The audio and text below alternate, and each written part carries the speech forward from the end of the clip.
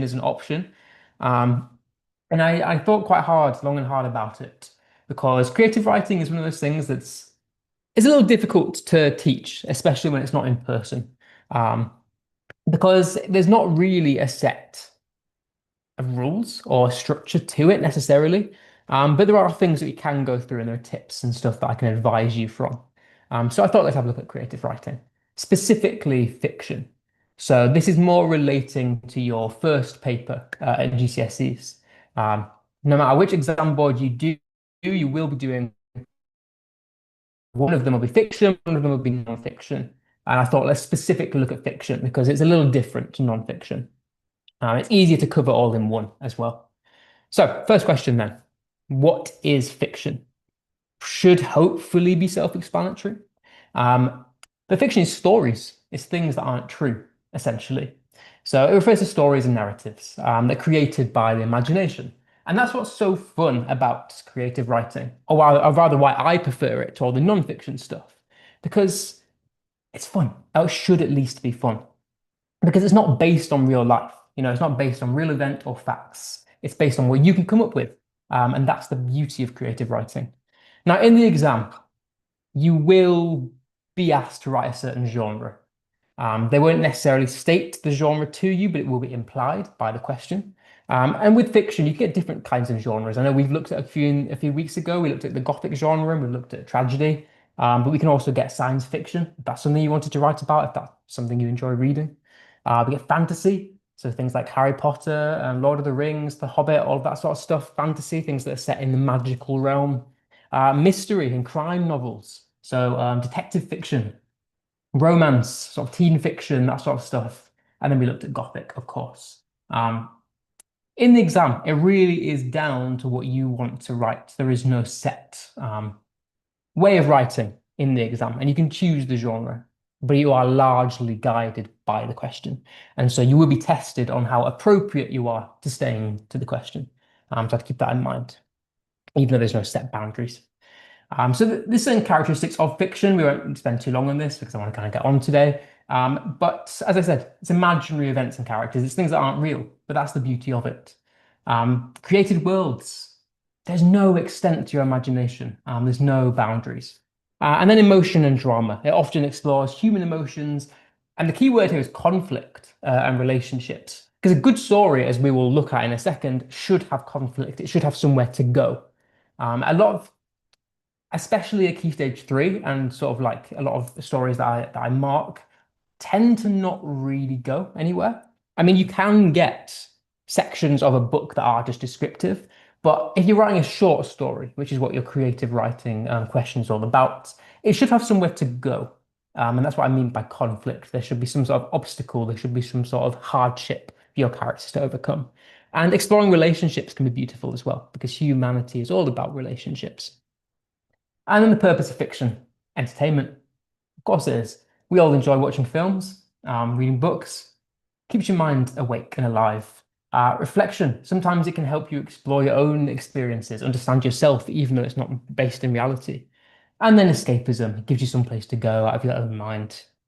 But let's move on, because I've got a few things I want to cover today. So, looking specifically at the exam, you are tested on two assessment objectives. AOs. Number five is specific to this question and it's content. So it's going to test your ability to write. What kind of things are you including in your writing? Um, so it's going to first test, are you writing to a suitable purpose and audience? So have you read the question and are you keeping it selected to that question? So you must be able to adapt your writing for different purposes. So yeah, as I said, this is kind of what I was hinting at before. Yes, there is free range over genres, but you still have to kind of keep it within the realm of the question, what the question is asking, for a specific audience more so than genre.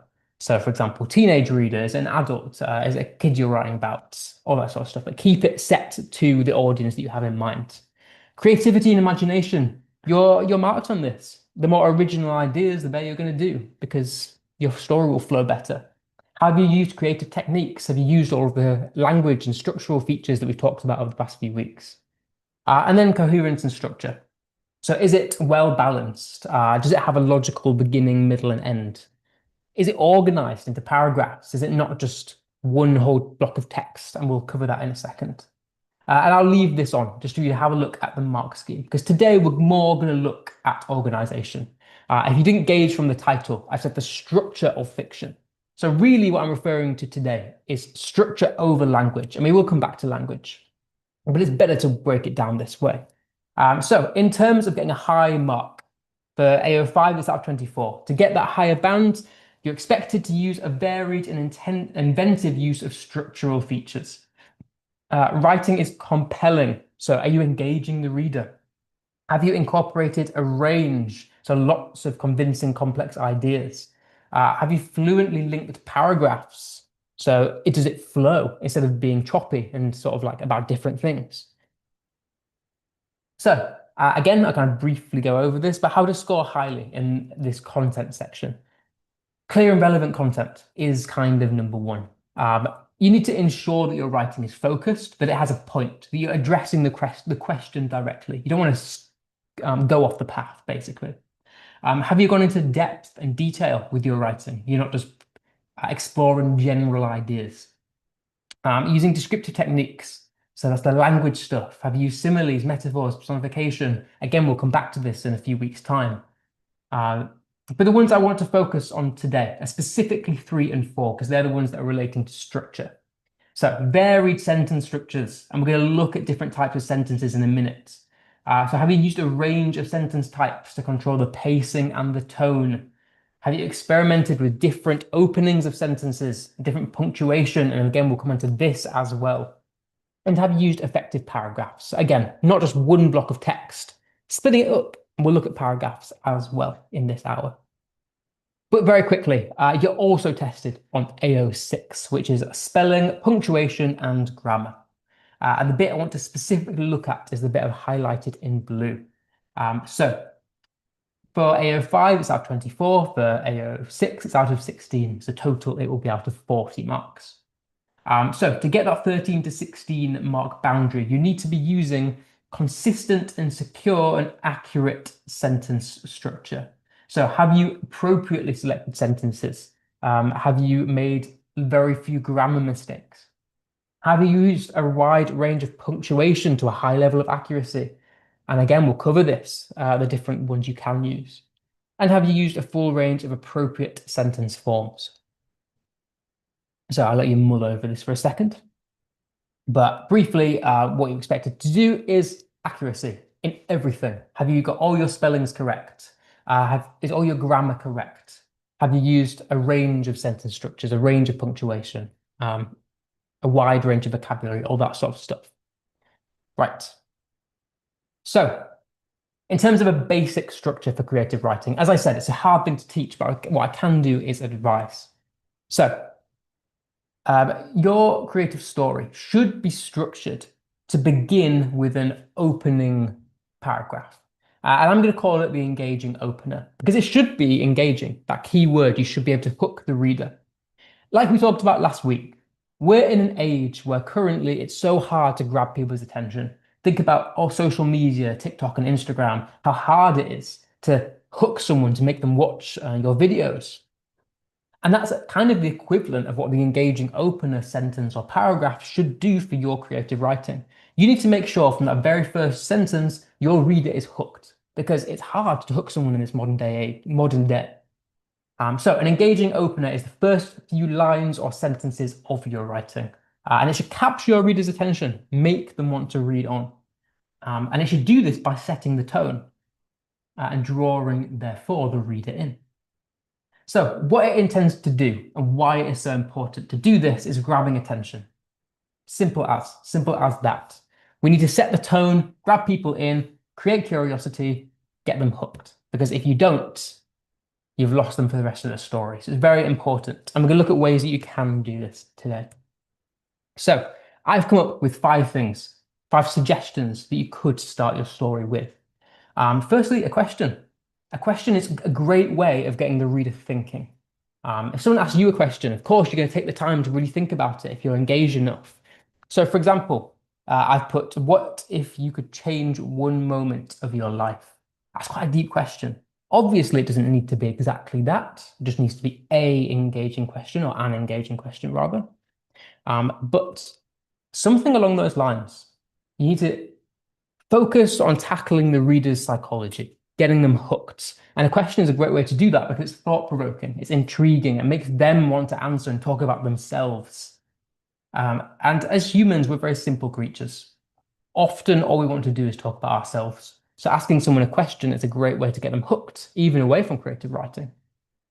But anyway, I'm rambling. We can also use a vivid description. This one less so, I would argue engaging, but still, if you get it right, it will make someone want to read on. Because we could paint a picture of sensory details. So for example, I said, the air was thick, the scent of damp earth and the sound of rain tapping against the window filled with silence, or filled the silence rather. It's a good way of painting a vivid picture so that the reader can see it in their minds. Because I would argue if you could see it in your head, you're more likely to stick around. But if somebody's just rambling like I am now, and just reeling off things that you can't really visualize, you're not going to want to stay in the story. So, starting with a question, or really paint a vivid image so the reader can picture the setting and what's going on. Another great way, creating mystery or suspense. Have you begun with something unusual, something that's out of the ordinary?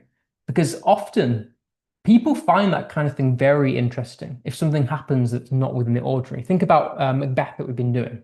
The Witches are a great example of this, of getting readers hooked or the audience hooked because they're not natural. They're, well, unnatural rather. And people get intrigued by this kind of thing. It's the same with aliens and ghosts. That's why people are so intrigued by them because they're not real. They're not based in reality. Um, so yeah, creating suspense or mystery, beginning with something unusual to leave the reader wondering what happens next.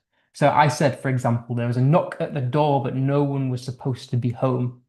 It gets you thinking, why is someone knocking at the door if no one's home? That's creating fear and suspense and tension. You're getting worried for the characters, therefore you're connecting with the characters because you're feeling fear for them. So creating fear and suspense and mystery is a great way of establishing a deep character connection from the off. Starting, if you remember back, one of our structural techniques that I introduced you to was in media res, and that is Latin for in the middle of action. So have you started right in the middle of conflict, for example? That's a great way of getting the reader hooked because you're not dilly-dallying, you're not walking about, you're simply getting right into the battle or conflict, and therefore it's going to increase reader engagement with the character. So have you plunged them directly into action and conflict? For example, she ran through the crowded streets, her heart pounded as the footsteps behind her grew loudly. That leaves you so many questions. You're thinking, firstly, why is she running? Who's she running from? Whose footsteps are those? Why is she so out of breath? Why is her heart pounding? And because of those questions, you're even more engaged because you want the answers. And then finally, starting with a bold statement. So something that could be potentially controversial. Because again, it's human nature to want to fight for our point of view, for our opinion. So by saying something that's controversial, you're going to get people's attention because they're going to want to just argue back with you. So, for example, everyone in the town knew that the old house was haunted, but no one dared to go near it. For example, I mean, with that kind of statement, you're saying everyone in the town knew that the house was haunted. As a reader, you're going to go, what if it's not haunted? Your instinct is to argue back. That's human nature. And so something like a bold statement could really draw people in. And these are just 5 ways. There's probably more, but these are the ones that I think are the most effective. So I would take this because it's so important to hook the reader in, especially in an exam setting. Because straight off the bat, if you're hooking the examiner in, psychologically, they're going to be more engaged with the rest of your writing. Therefore, more likely to give you a higher mark. So I would really focus on bringing them in. Okay, so I've given you an example of a low scoring introduction. It says, I walked into the old house. It was dark inside and I didn't really like it. There was dust everywhere and the walls creaked. I knew something bad had happened there. I looked around but didn't see anything. The door slammed behind me and I jumped, but I didn't leave. I stayed even though I felt scared. Now, it's not bad. I got 10 out of 40, or would get around 10 out of 40. I also want to preface this is just one paragraph, by the way. This is not the whole thing. Um, But if they wrote the entire thing of this quality, it'd be 10 out of 40. But yeah, it's not awful. They've set the imagery, they've set the scene. I'm kind of understanding things about the character, but it's not hooking me. I hope you agree. I'm not feeling engaged by this answer. They've just said, I did this, it was this, they've not really varied it very much. Whereas I would add, go back to our ideas, just adding, for example, a question to this. What would you do if you knew you weren't alone? Already such a beautiful way to start the introduction compared to I walked into the old house. You know, um, Creating sense, suspense, or mystery. But I heard creaks above me, but I knew no one was home. So much better than I walked into the old house. So you see what I'm saying? Just really changing that introduction grips people. I mean, I will argue here they have started to do a bit of a vivid description, although I think you could expand this personally. Starting in the middle of action, maybe they're not walking into the old house, maybe they're running from it because there's somebody chasing them. All of these would make it a little more interesting than I did this, that sort of thing. But let's move on. So let's start thinking about how physically we can do this and we can achieve this. Well, it's through sentences, because something that I've realized marking a lot of work is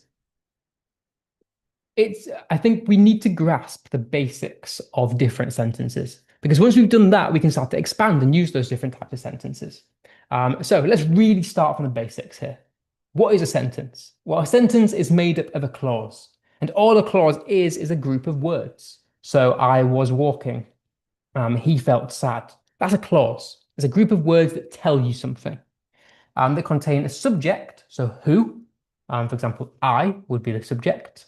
And then a verb, what I'm doing. So I was walking contains me, it's about me. I'm telling you that I was doing the walk. That would be a clause. She was thinking. She is the subject, thinking is the verb, it's what she's doing. He was writing. All of these examples of groups of words that tell you something about what a person is doing. And we get two different types of clauses. An independent one is one that can stand alone. So going back to my example, I was walking.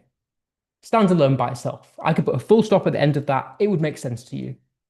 But a dependent clause is one that wouldn't make sense by itself. So I could say, I was running, full stop, makes sense. But if I just said to you, out of nowhere, I just started my sentence by saying, because I was late, you'd be going, hold up, actually, like, you were late? What, wait for what? What? It doesn't make sense by itself. But if I said to you, I was running because I was late, together they make sense. So that's the difference between independent and dependent clause. One makes sense, one doesn't make sense by itself. And that's it. That's the basics of sentences. So from that, we can start to build and look at the different types of sentences, because we can use different types to achieve different effects to make our writing more interesting. So firstly, a simple sentence. These are probably the ones you'll be most familiar with. So for example, I've used she ran fast. All a simple sentence is one independent clause. Is one thing that makes sense by itself. She was running. I was thinking. He was writing. Simple, one thing. That's all a simple sentence is. It includes a subject, who it's about, what they're doing, and an object. And the thing about simple sentences is because they're so short, we can say them quite fast. We can read them quite fast. And so we describe them as being fast paced. And if you think back to structural techniques that we went through, pacing is on that list of structural devices because pacing is wonderful. It gives so much underlying context to a story. Using a fast pace tells us something about the character. Equally, using a slow pace tells us something about a character. So, simple sentences are direct, clear, and concise. They convey urgency, so something that's very fast, and they convey ideas effectively to engage the reader and stimulate emotions. However, a compound sentence is one that includes a connective. So the fancy word is conjunction, but that's just a fancy word for connective. So and, but, however, or, then, so, anything that connects a sentence. So the simple sentence is she ran fast. The compound sentence is she ran fast, but he was faster. So the but here is our connective. It's the word that's connecting two independent clauses, two things that by themselves would make sense. So she ran fast by itself would make sense. He was faster by itself would make sense. But we've joined them with this connective, the word but. I could say, he was thinking and she was writing. Two things by themselves would make sense. I've connected them with the word and. That's all a compound sentence is. And these are beautiful sentences because we can use them to convey different things in our writing. So, for example, simple sentences. One thing that we could convey is tension. And let me just preface here that these are not the only five things we can convey. These are just five examples. But tension is a great thing we can convey with a simple sentence. So I use the example, something's moving in the trees. By itself, it makes sense. No connectives, nothing. It's just a simple statement of fact. Something is moving in the trees, full stop. And in the context, I could write a beautiful introduction. So I could add to that by saying, stop. I've learned to listen before I look. The mistake most people make is running, or worse, calling out. You call into the dark and sometimes it answers. I did that once. I don't do it anymore. But having that starting simple sentence, something's moving in the trees, it creates so many questions because you're thinking, what's moving? Secondly, how has this guy got into the scenario that he's in? Thirdly, I'm now invested in his character because I'm scared for him because I don't know what's moving and he could die. So having a simple sentence, I've not over-explained anything. I've not said, oh, well, there's a monster in the bush, and he's going to chase me. I've said something is moving in the trees. I've left that ambiguity to create tension and mystery. We could also focus on characters. So the simplicity leaves questions. She ran away. An instant introduction to the character drives the reader to find out more, creates an instant connection to the character and the story. Again, she ran away. Why is she running? Who's she running from? It really drives these questions that make you as a reader want to stick around. Setting the scene. So the wind howled. The sky was grey, rain fell in sheets. This sort of vivid atmosphere, this picture that we're creating, is built in just these three short sentences. The wind howled, full stop. The sky was grey, full stop. Rain fell in sheets, full stop. All make sense by themselves. It sets a mood and suggests something dramatic might be coming. And we can also stress emotional impact. So, for example, in an instant, he was gone. Don't be fooled here by the comma. The comma is just a pause. We still have one complete thought. I could take away that comma, it would still make sense by itself.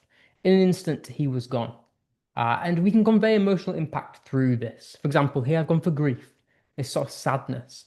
The very fast-paced nature of this sentence creates an abrupt feeling that almost mimics a very sad emotional state. And therefore, as a reader, we feel connected to that and feel empathy.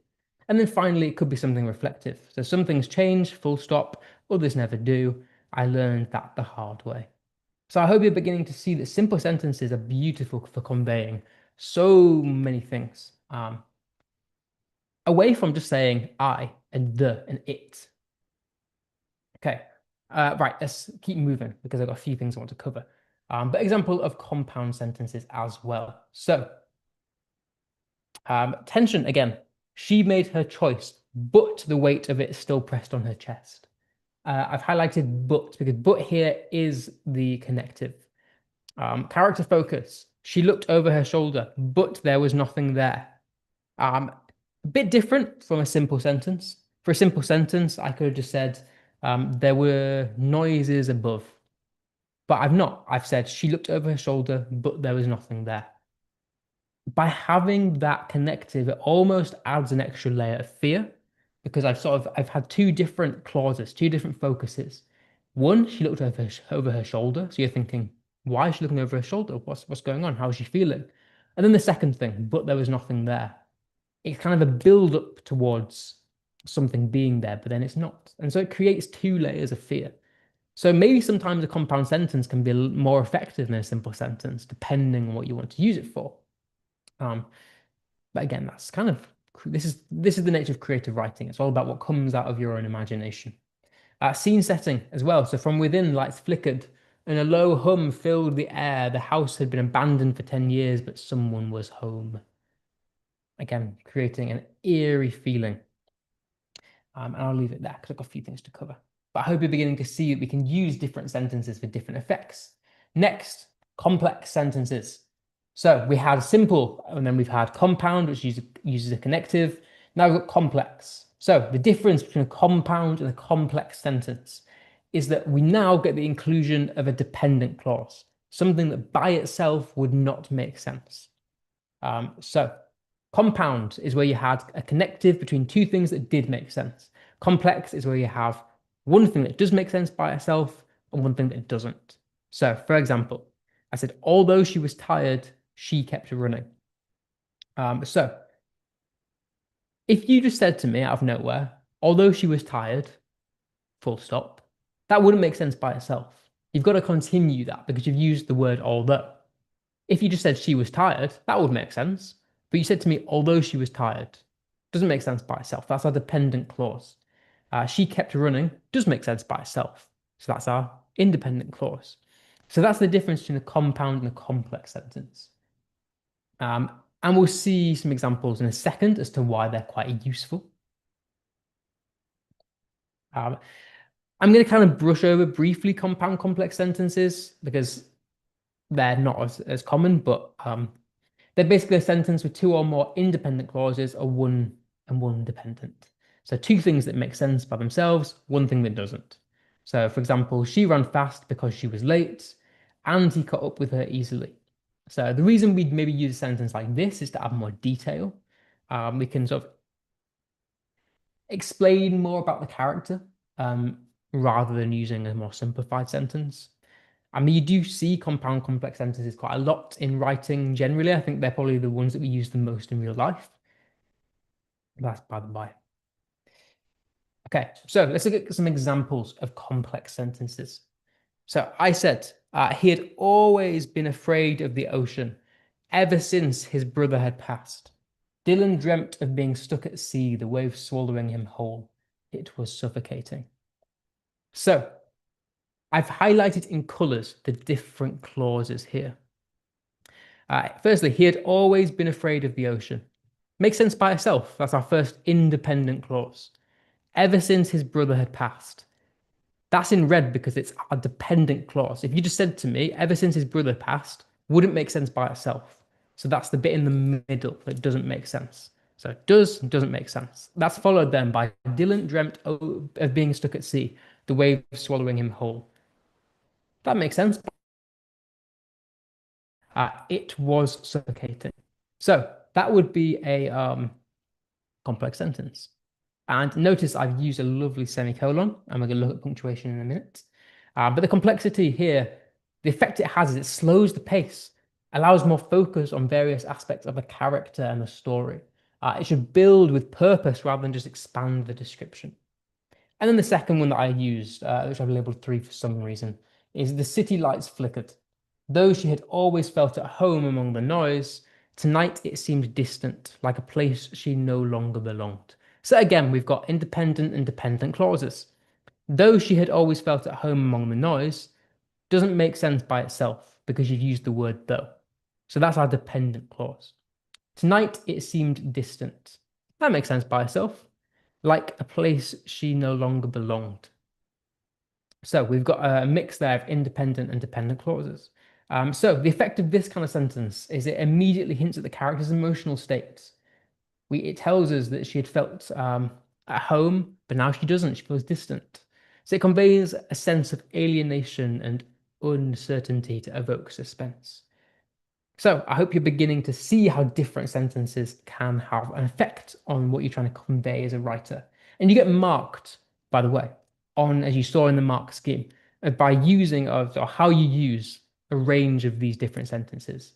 The examiner doesn't just want to see simple sentences. They don't want to see like, it was this, I felt this. They want to see these longer, complex sentences and your ability to use those accurately. But my favorites and the final one is a minor sentence.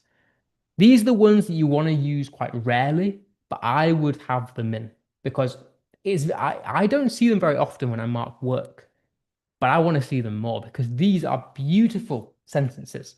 And the beauty of these is very much in the name, minor. They're something that's small. They only use one or two words.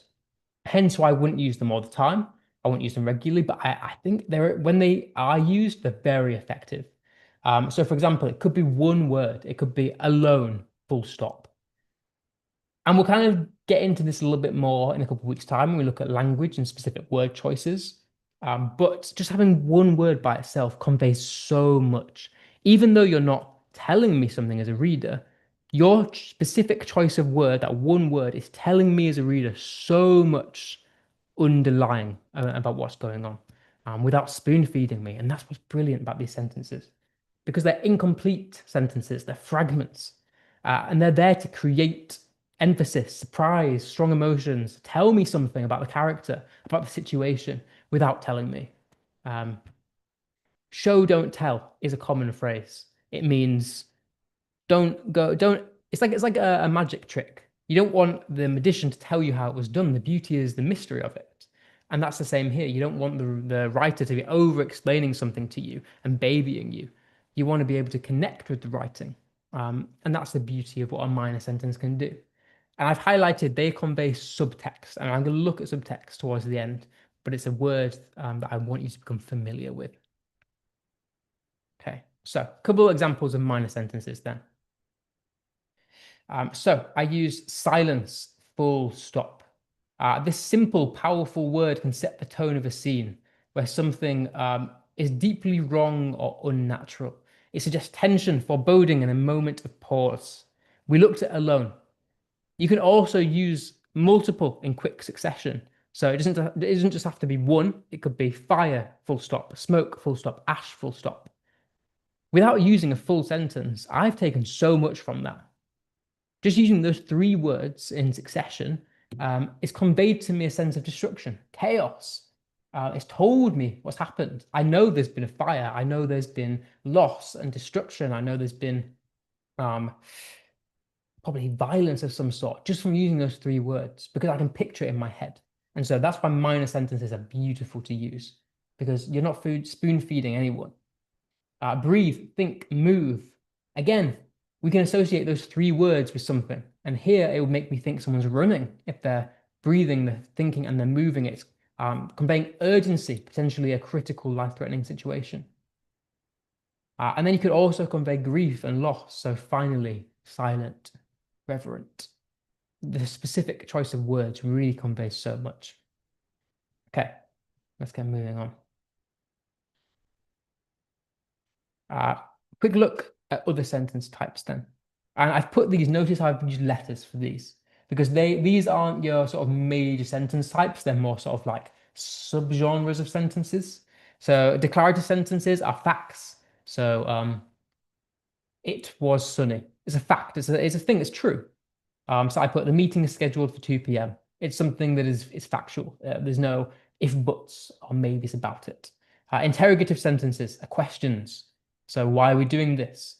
Exclamatory sentences, ones that convey strong emotion using the exclamation mark. And then imperative sentences show commands. And we'll come back to these, so I'll briefly skip over them. Okay. I've put a little disclaimer at the bottom.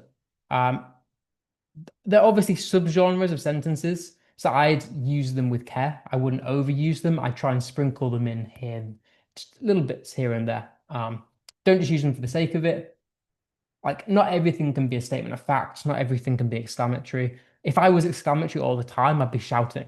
And when I was exclamatory, it would mean nothing. So, little disclaimer: don't use them all the time. Okay. Right. We're going to briefly skip over these, but you should be, hopefully by now, familiar with these. I've been over them quite a lot. Structural devices. And we'll come back onto these next week when I look a bit more at the structure. Today's sort of the basic aspects. Um, but I've just highlighted here some of the ones that would be appropriate to use in your opening paragraph. So these are great things, great ways to begin your short story. So, for example, pacing. We talked about pacing. Fast pacing conveys urgency, where slow pacing conveys emotional connection, something deeper. Listing, it's a great thing to open with. Imagine your first sentence being a list. Repetition, it was too much. She felt too deeply. The repetition of that word too could mean something. So these are great things to use. Again, this in media res, have you said it in the middle of action? Is there fragmentation? Is there disjointed thoughts? Does that convey urgency? And is there foreshadowing? So these are just sort of six that I think could be used very nicely in the introduction as good techniques to, because like I said, you want to engage the examiner straight off the bat. And if you're able to sort of set them up for giving you a high mark straight away, they're more likely to be engaged later down the line. So using sort of one of these techniques would set you up in good stead for the rest of your essay because they're going to be thinking straight away from the first sentence, I've seen repetition, I've seen listing, I've seen in media res. This person can write a really high quality story. Right.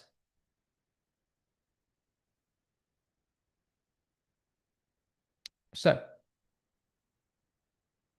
Um, I've given some examples of these, and again, we'll quickly briefly go them over, mull them over, sorry. So, one example, the door slammed, the lights flickered, the ground trembled. Notice, that's a good example of listing. Imagine that was your very first sentence of a short story. That's how you opened it up. The writer immediately, the reader, sorry, the examiner can immediately see, sorry, that you've firstly, slammed. The lights flickered, the ground trembled. You've got a nice rule of three shot at the back, you've got some nice listing. It builds tension, sets that rapid pace up, conveys urgency and chaos. A repetition, three things that never happened before, three things that shouldn't have happened, three things that changed everything.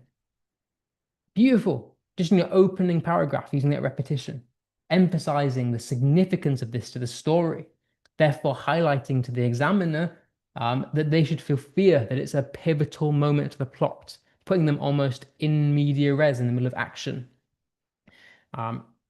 which here gets them engaged. They're thinking about why this has happened or what's happening, and they're wanting to know more. Same with the quick pacing.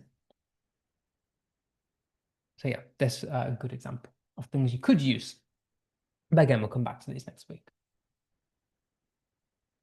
Okay, so after your introduction then, the body of your short story makes up most of it. So the introduction is like your very first paragraph. The ending is the very last paragraph or how you want to end your story. But the body is what happens along most of the story. So it's the middle section that follows the opening and is where all of the main events and the conflict unfolds. So this key word that I said at the beginning, conflict. It's a short story. We want change. We want things to have happened. Therefore, for it to be interesting to the reader. If there's no conflict, there's no obstacles, there's no hardship for your character to overcome, it's boring. No one wants to read a story about a guy who sits there and watches TV for an hour. You want to know something is happening out of the ordinary to your character. That's what makes it interesting. So it should include plot development. It should include changes in the character. Your character should be different from the beginning, at the end to how they were at the beginning. You want to show some sort of change. It's like in Macbeth. He starts as a valiant hero and ends as a murderer. The reason it's interesting is because he's changed. If he stayed as a valiant king for the entire play, you'd be bored. You'd be like, why am I watching this play about a nice guy who's nice to everyone and is a great ruler? It's boring. We want to know something interesting. We want to know something, our character has learned something, has something major happened to them. So that's what the body is about. So a good way to do this, and you should be familiar with this as well, is a story arc. A story should go somewhere. It should begin at the exposition. It should open up with that introduction to hook the reader. But then it should go somewhere. There should be an incident, something major that happens to push along the story. Um, has there been an alien invasion? Is that the inciting incident that's going to push our character into action? I used to start on a train and the train has stopped and there's characters who are boarding the train and robbing people. Is that the inciting incident? Something that pushes along the plot to make it interesting, that causes our character's life to be out of the ordinary, followed by a rising action. This is where most of the story is. We're building, and our character's life is in disarray. They're going through all this conflict until they reach the climax, which is the main drama of the story. It's where perhaps a big fight scene happens or um, something major happens in the climax, followed by the falling action, where we start to overcome the events of this main conflict and reach a resolution where our story is concluded. Or perhaps it's not concluded. Maybe there's a cliffhanger ending. That's for you to decide. But most stories follow some sort of pattern. As I said before, it's boring if it doesn't. There needs to be an inciting incident. There needs to be something that happens to make it interesting, to make it not about real life. Because that's what fiction is, remember? If I had a story where I was sat on a train and oh wow, I had a lovely train journey. I looked out the window, I saw some nice flowers. Oh, look, a lake, and then reached my destination. Boring. No one wants to have a story about my boring normal life for 2 hours. You want something to happen. Has the train derailed? Has there been a train crash? I don't know, something major happened. There needs to be some sort of inciting incident out of the ordinary to make it interesting, followed by a journey. So, thinking about the body then. Um, these, similar to our opening, these are some that we could use within the rest of our story. Um, Again, we'll come on to these. Stream of consciousness, if you remember back, is when a story is from our protagonist's point of view. Is our protagonist just reeling off how he thoughts and he's feeling? That's quite an engaging way to write a story. And again, we'll come on to this next week. What I really want to have a look at is all these changes because in the body, things change. You know, go back to our story arc. Things change. If nothing changed, there wouldn't be a story arc. An inciting incident causes change, leads to a journey, leads to a battle, leads to my character learning something. So we need to have some sort of change in focus. We have to, otherwise the story is boring. So that could be, have we changed location? Has a new character been introduced? Is there, I don't know, a monster chasing me? And that's the focus. Is it from a different perspective? Something needs to change to make it interesting. Is there a shift in time? Have we time traveled? Is my story all set within this train, or have I left the train and now we're a week later and there's more story unfolding? Is there new characters being introduced? You know, are those aliens attacking me? Or is it the person opposite me? I'm introduced to them and actually it's a romance novel, and the person opposite me is the love of my life. But new characters nonetheless make something interesting. You can't just have a story about one person for 2 hours. It's boring. It needs to have someone else in it. Is there a change in perspective? Is the story begun to be told from someone else's point of view? An interesting one, a change in attitude or feelings. This is key because, like I said, your character needs to change. They can't start and end the same. That's a boring story. They need to change. It's like in daily life. We're changing as humans every day. We don't just wake up the same person as we go to sleep the night before. We're constantly growing and learning, and our characters have to do as well. The order of paragraphs is something we're going to have a look at as well. But then just reiterating change in sentence structure. Okay. So your main body will be made of paragraphs. And if you think back to the assessment objectives you saw at the beginning, writing in paragraphs is something you get specifically marked on. We don't want a story that's all one block of text. You know, as a reader, I want nothing more than to look at a whole A4 page that's all just one block of text, no spaces, nothing. And psychologically, no one wants to do that. You see something like that and you don't want to read it. You need something that's structured, that's made into different sized paragraphs, something where the focus changes, it's easy to follow. And that's the beauty of paragraphs, and you get marked specifically on it. So a paragraph is a group of sentences They all link to one topic or theme. They help the reader to navigate through the story. Um, so the acronym that helps or should help you here is TIP TOP. And it reminds us when to start a new paragraph.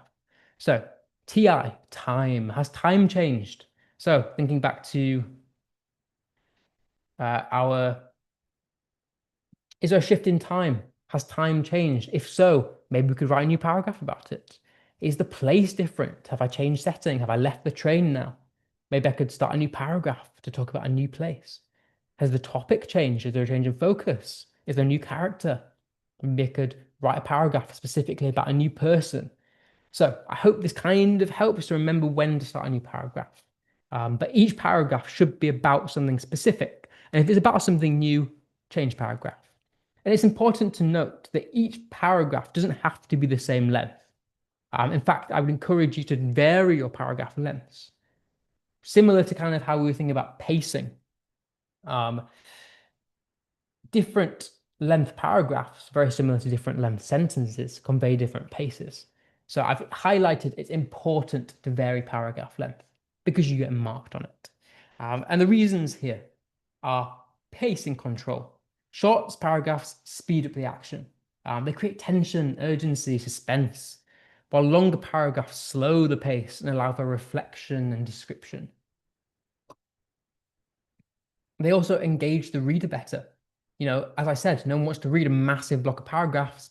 They want to, there's one paragraph, sorry, they want to read smaller paragraphs because then they know what to focus on. They're not going to get lost. So mixing short and long paragraphs keeps the reader interested and helps avoid monotony. And then emphasizing ideas. A short paragraph can be used to highlight a key theme, emotion, or action, whilst a long one can develop ideas more deeply. So I've highlighted at the bottom. Short and long paragraphs convey different things. If you want to hold the focus on a certain aspect of the story, then use a long paragraph. No one's telling you don't write a nice description. In fact, I encourage it. Have a nice long paragraph somewhere in your creative writing where you really go into depths with your description about something. But make sure it's got a purpose. Don't just have it for the sake of it. And we'll look at a good example of that in a second. But if you want to move the story along and there's lots of changes, use a short paragraph. Maybe there's one paragraph where a character has got certain dialogue and they're running away from something, and then another character in a separate paragraph responds to that person. Uh, change them, change the paragraphs because they convey different things. So I'm not even going to bother reading this. Looking at this straight away, psychologically, I'm just like, whoa, that is a lot. That's too much. So no reader wants a waffly paragraph like this. They don't want a big, long paragraph like that. They just don't. As an examiner, unfortunately, it's bad to say, but unfortunately, that is human psychology. And if an examiner sees a massive paragraph like this, they're probably not going to want to read on. Well, I mean, they will because it's their job to mark your writing, but it will probably psychologically or subconsciously influence your mark because they're disinterested in a big, long paragraph like this. It serves no real purpose. And what we really want is something like this. And obviously, I want to highlight and preface that there is no set way to write a creative writing question, but this is certainly a good example of something you could write. So notice here, there's variation in length. And granted, at the beginning, you can see it's actually probably a bit too short for most of it, but it's separated because things change. That's why they've done this. So they start with a two-line paragraph about the jungle. Great. That's one topic. It's all about the jungle. Notice they've changed this dialogue because it starts to talk about something else. A new character gets introduced. Then a new character responds. So new paragraph, different focus. Then everybody stopped, full stop. We've got a minor sentence there. We've got a new paragraph as well because different topic. And then, as you notice at the bottom, so this is kind of what I was just saying. I'm not discouraging those long paragraphs because sometimes they are useful for description.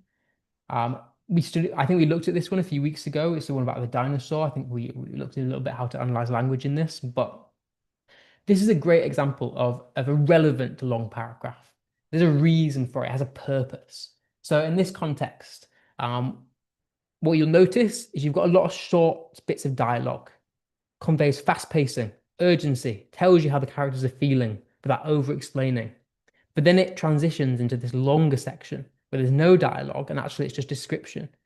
But that serves a purpose because it makes you scared of the dinosaur by having all of these wonderful similes and metaphors and semantic fields and all of these lovely language and structural techniques. It serves the purpose of emphasizing that fear.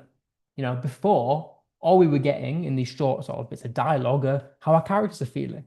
But now we as a reader can read this long bit of description and we're getting the fear ourselves because we can envisage the dinosaur. So before we didn't see the dinosaur. We were just hearing people be scared of it. Whereas now we can see it in our heads and we can visualize it, and that's what adds to the fear. So we want variation. If you take anything away from today, we want varied paragraphs and sentences, please, because you get marked on it. It makes it interesting, and they convey different things. They serve a purpose. Don't do anything without purpose, please. So, quickly then, one of our last things, and then we'll move on to some GCSE. I mentioned briefly earlier subtext, and this is a word that I'm going to kind of carry on using over the next few weeks, but I want you to become familiar with this word because it comes up constantly in life and you don't even know it. It comes up every day in your life and you probably are never even aware of it. Subtext refers to underlying meaning. A good example of subtext is tone. I think when we first started these sessions, I started by looking at tone. So much can be given by changes in tone. So I could say to you, for example, you're doing so well. Or I could say to you, yeah, you're doing well. I said the same thing, but they're different tones. The subtext is different. What I really mean by the way I've said something is different. My more upbeat way of saying something like, you're doing so well, the subtext there is, oh, I'm genuinely really happy for you. I'm, noticed by my tone, I'm so happy for you. I'm genuine in the way I'm saying something. Whereas if I said it sort of more forlorn and sort of more serious, the subtext there would be, oh, I don't really mean what I'm saying. So this is kind of what subtext is. And that's kind of when you see it in everyday life. All the conversations that you have with your friends, with your family, with teachers, and everyone you speak to in life, subtext comes up constantly. So notice how people say things to you. What they, what's their eye contact like? What's their facial expression like? Because this is all subtext. But relating specifically to literature, you can use so much subtext and we'll come back to subtext in a few weeks when we look specifically at language, because it's a great place to focus on subtext. But it's about what's unsaid rather than what's said. It's the elements that the readers pick up on, often through character actions, tone, and language. So subtext often reveals indirectly. So again, it's focused on what's not said. But why use subtext? Well, it enhances depth to a character. It means that as a writer, we're not over spoon feeding our reader. The reader is able to pick things and take things for themselves. Engages the reader, enhances our engagement, invites the reader to draw from between the lines, draw their own conclusions. Again, that's a good psychological technique because as a reader, you want to feel part of the story. You want to feel like you're making your own decisions rather than being spoon-fed something. And it builds suspense, keeps the reader curious and invested. So, here are some good ways to use subtext. So, firstly, avoid being literal. Instead of, again, this is show, don't tell. Instead of telling me that your character is angry, like she was angry. Cool, well, now I know she's angry. I'm bored. You could say her hands shook as she slammed the door behind her. You've not told me she's angry, but I can infer she's angry. I can guess that she's angry because I know what it's like. I know why my hands shake. I know how I would be feeling if I slammed the door. It's subtext. You've not told me, but I know. And that's what makes writing interesting. And we'll come back onto subtext. Using dialogue with hidden meaning. Characters like in real life, we might say one thing but mean something else. So I could say in real life, often when people ask me how I am, I go, I'm fine. How are you? But really, sometimes what you want to say is, oh, I'm not doing too well today. All of this has happened, and sometimes you don't really mean that you're fine, but you say it anyway. And that's the subtext. It's how it's being said. It's the tone. So, in writing, to convey this, you might say, "I'm fine," she said.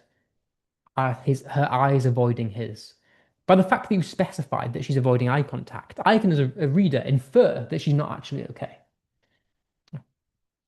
And then finally, using different sentence structures. Simple sentences create tension. They're fast-paced. For example, it was her. There's so much subtext in that. It was her.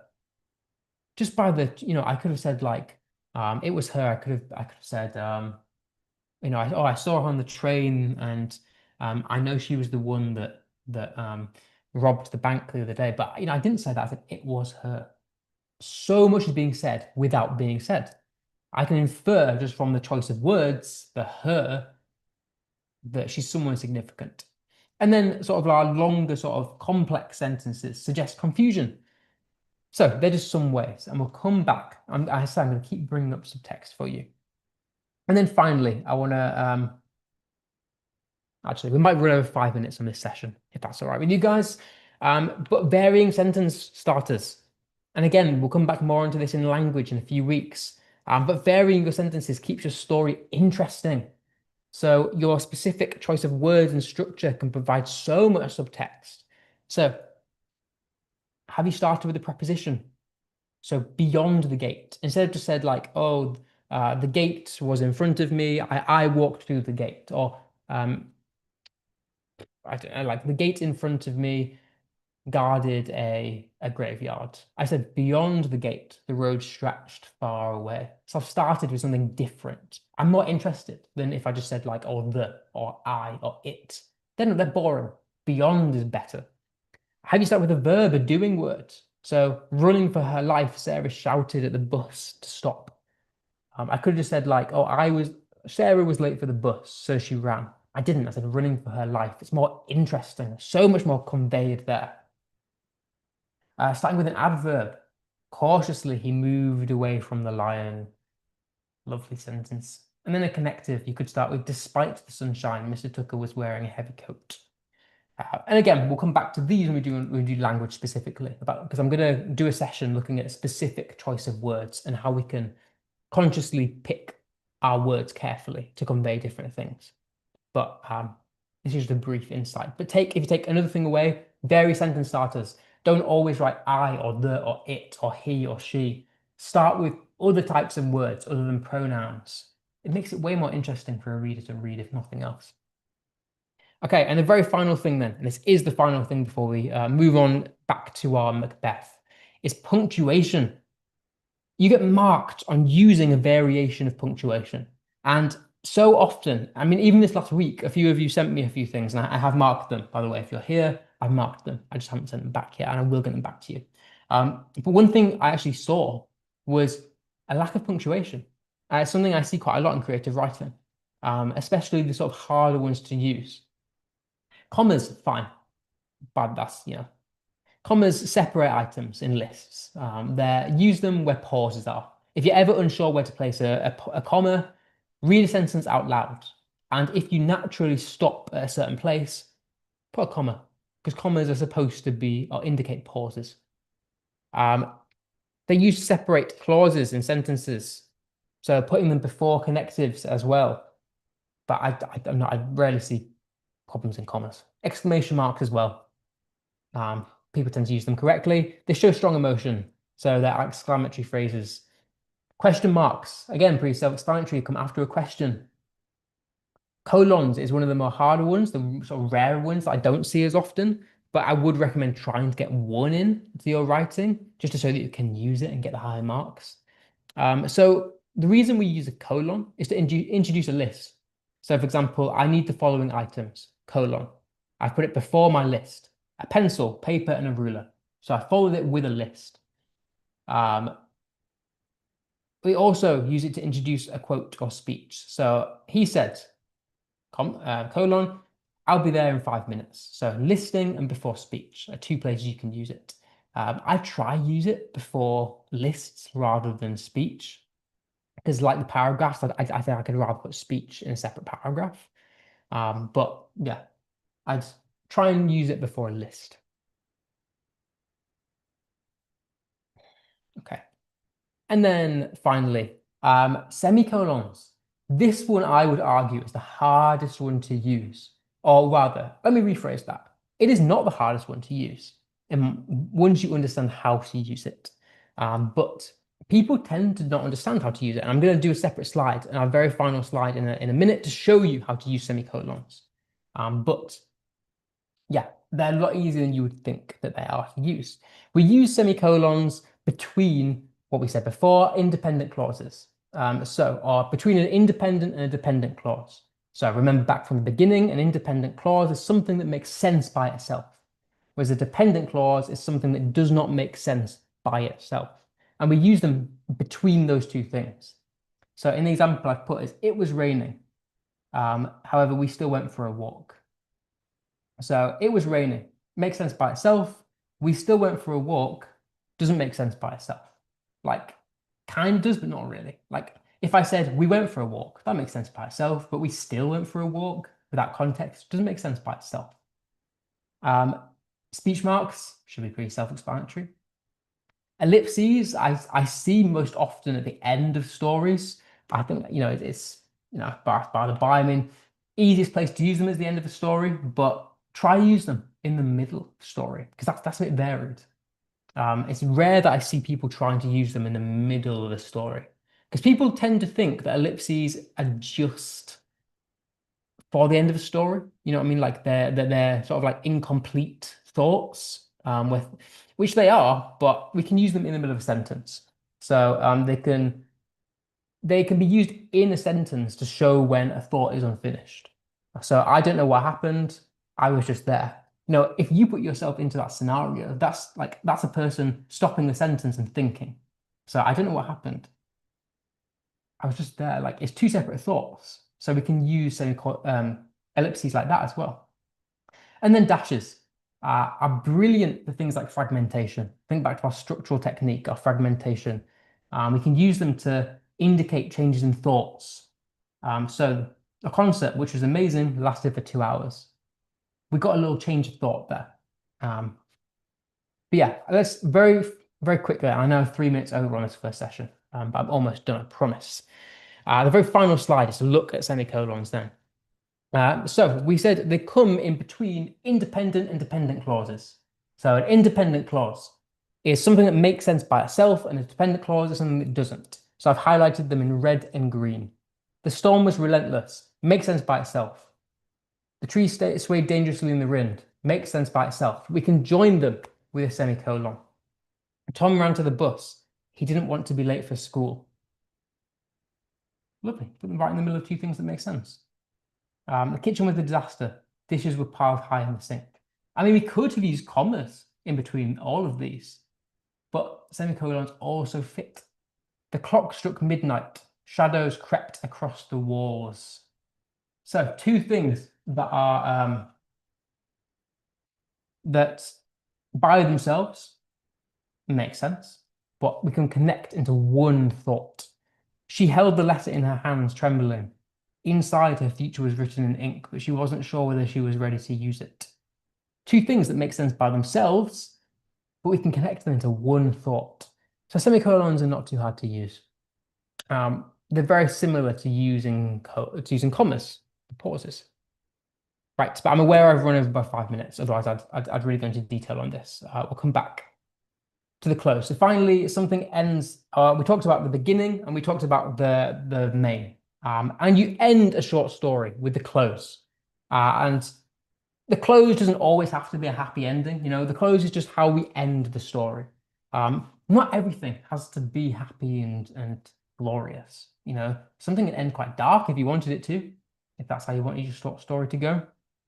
You could leave something open without explaining it. You could have a twist ending. These are all things that make your story interesting. But we'll come back to this. I realize I've gone over. So Again, optional homework as always. But a few people have been sending me stuff in. I've appreciated it. Again, I've marked it. I just haven't sent it back to you. So if you have sent me stuff in, it is getting to you, I promise. But this week's homework, try write different types of sentences. Try write simple, compound, complex, minor sentences for each of these tones. Could just help writing, help your creative process. But have a go at this. So I'll give you 30 seconds, take a picture of this if you want to send me something. Even, I want to preface as well, even if it's not related to these sessions and you want to send me something English related, like a short story you've written or a literature question that you've done for practice or something, please send me it because I'm happy to mark anything that you need me to mark. But yeah, so that's our first session done, and I realize I've gone over, so I do apologize. Welcome to everyone who has joined for the second session. I hope you're all good. I hope you've had a nice week. Let me just set up for that and answer the questions. Do you send it to me by email? Yes. So if you send it to Mr. Siddiqui in his email, he will forward it to me. It will get to me. So yeah, send it to Mr. Siddiqui's email or the company's email. Your parents should have it. So yeah, get them to email it to Mr. Siddiqui and it will get to me, and then I'll get back to you. But I appreciate everyone who's sent me things. Right.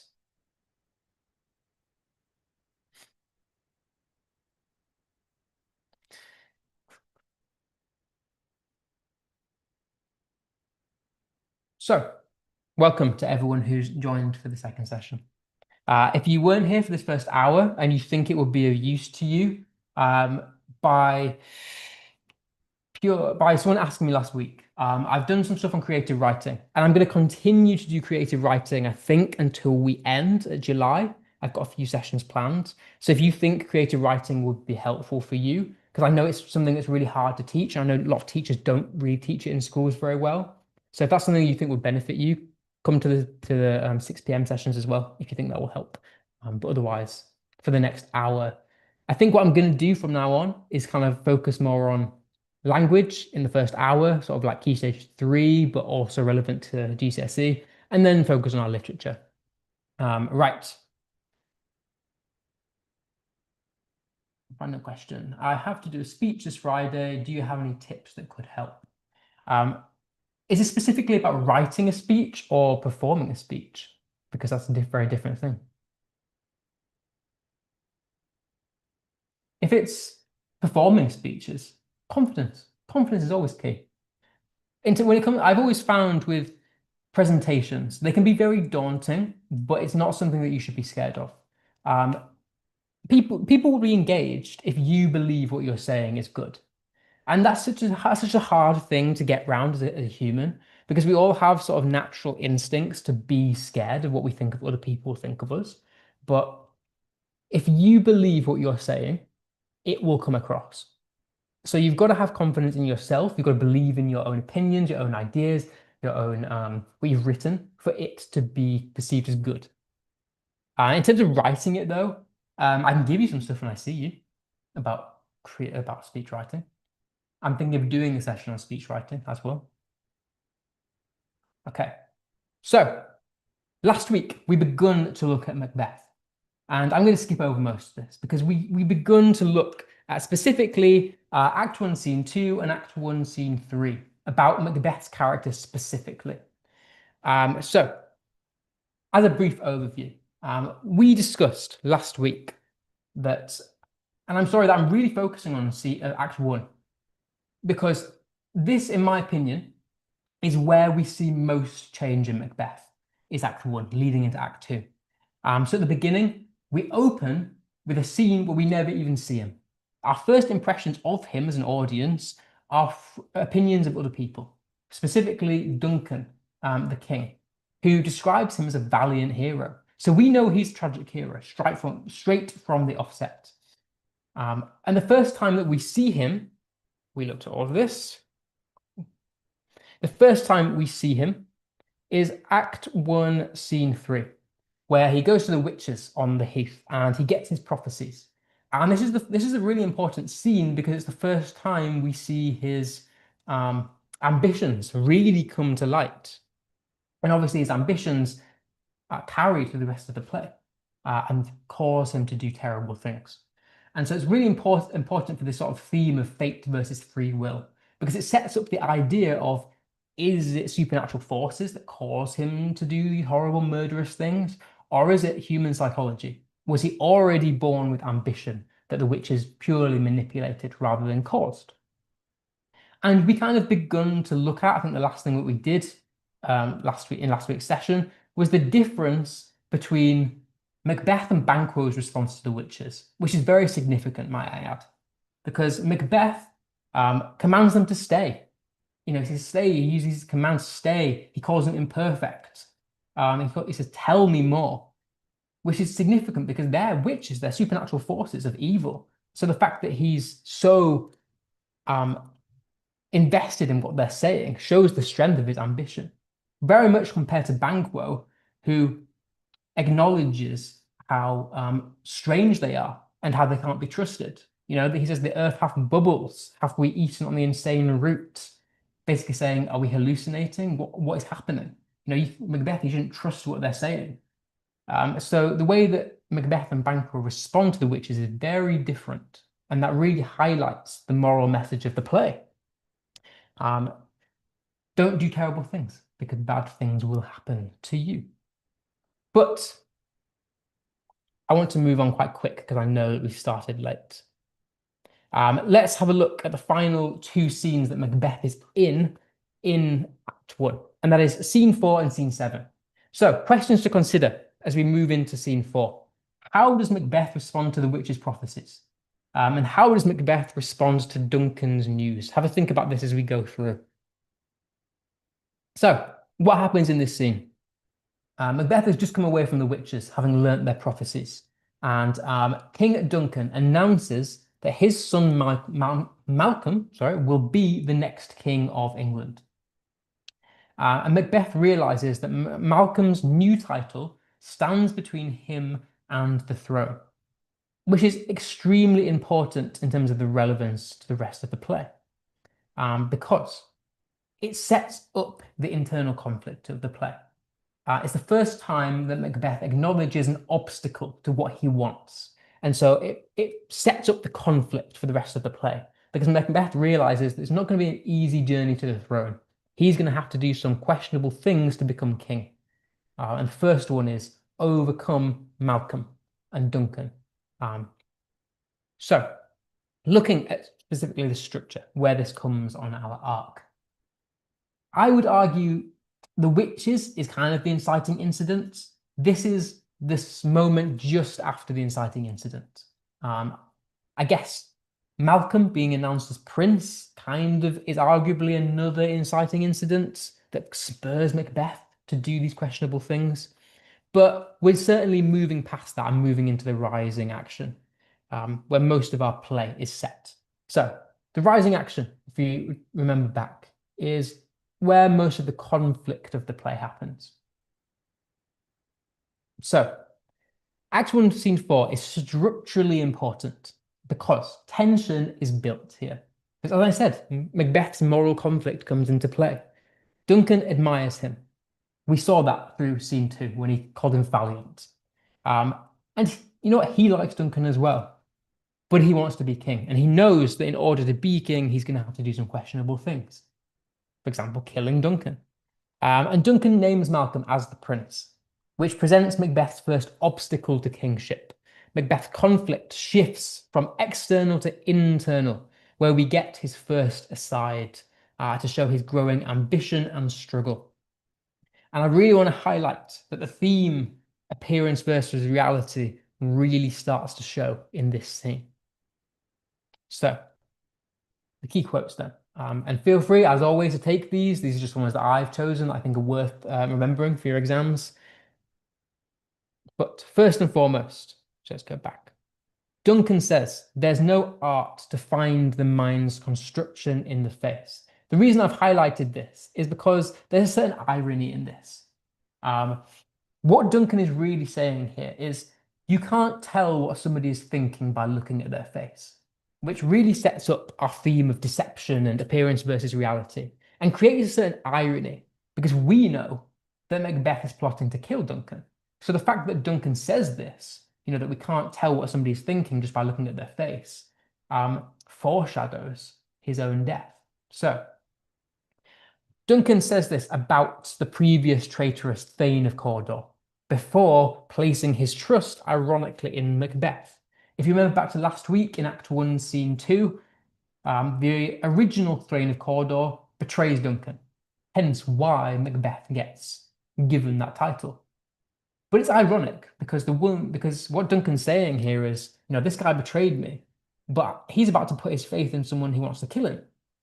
If that's not appearance versus reality, I don't know what is. And that foreshadows Macbeth's tyranny for the rest of the play. But I really want to highlight here the main structural AO2 point is that this is the very first aside of the play. This is the very first time that Macbeth speaks to us directly as an audience. And if you don't know, an aside is a section of a play or a section of dialogue where other characters are still present on stage. So I want to say at this moment in time, Duncan is still here. He's on stage. Macbeth has turned to the audience and he's delivering his lines to us. Duncan can't hear though.